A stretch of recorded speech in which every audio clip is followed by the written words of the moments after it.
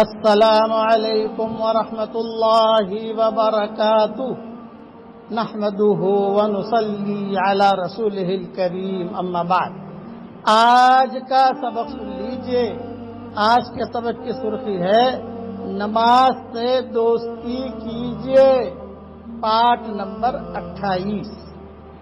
طائف والے جب مسلمان ہونے کے لیے مدینہ منورہ پہنچے، لمبا قصہ ہے حضرت مغیرہ ابن شعبہ کا اور حضرت ابوبکر کا، جو بیانوں میں کہہ چکا ہوں، اپنی کتابوں میں کہیں نہ کہیں لکھ چکا ہوں۔ تو انہوں نے اسلام لانے سے پہلے کچھ شرطیں رکھی حضور صلی اللہ علیہ وسلم کے سامنے۔ پہلی شرط یہ رکھی کہ حضرت ہم 6 مہینہ بتوں کی پوجا پاٹ کریں گے اور 6 مہینہ اللہ کی عبادت کریں گے۔ آپ نے فرمایا نہیں، آپ نے فرمایا 8 مہینہ۔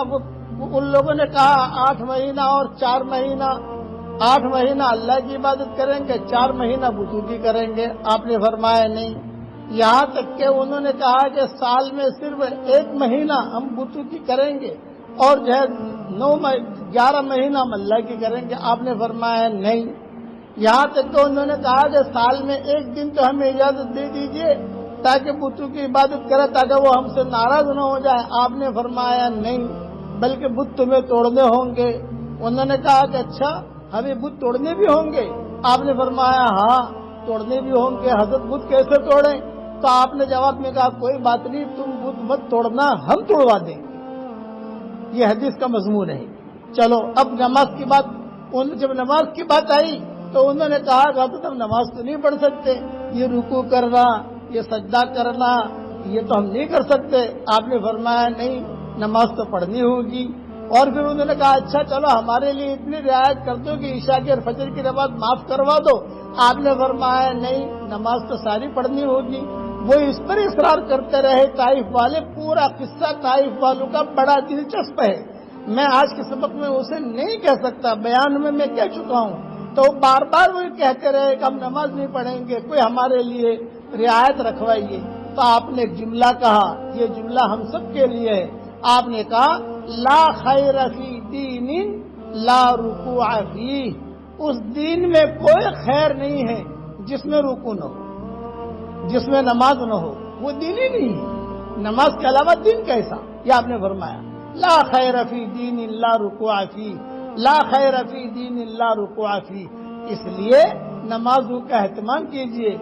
جس گھر کے اندر جتنی پریشانیاں ہوگی سمجھ لو بے نمازی کی وجہ سے ہے۔ بے نمازی اگر کسی کے گھر کو بھی دیکھتا ہے تو نحوست اس گھر میں آتی ہے۔ کسی زمانے میں ہم جب گشت کرتے تھے تو چائے کی پیالی پلا کر لوگوں کو نماز پڑھاتے تھے۔ ایک چائے کی پیالی پلائی، نماز پڑھا دی۔ ایک عطر کی شیشی چھوٹی سی دے دی، نماز پڑھا دی۔ بعد میں نماز پڑھ گیا، نماز پڑھنے والا بن گیا۔ اس لیے نماز پڑھیے بھی اور نماز پڑھائیے بھی۔ اس لیے نماز سے دوستی کیجئے۔ آپ صلی اللہ علیہ وسلم کا یہ جملہ یاد رکھیے، لا خیر فی دین لا رکوع فیہ، اس دین میں کوئی خیر نہیں ہے جس میں رکوع نہ ہو، جس میں نماز نہ ہو۔ اس لیے نمازوں کا اہتمام کیجئے۔ گھروں کے اندر کی بیماریاں بھی دور ہوں گی، پریشانیاں بھی دور ہوں گی۔ اللہ تعالی ہم سب کو نماز پڑھنے کی توفیق عطا فرمائے۔ اور میں دعا کرتا ہوں کہ اللہ قیامت تک کی آنے والی ہماری نسلوں میں کوئی بے نمازی نہ رہے۔ آمین۔ وآخر دعوانا ان الحمد للہ رب العالمین۔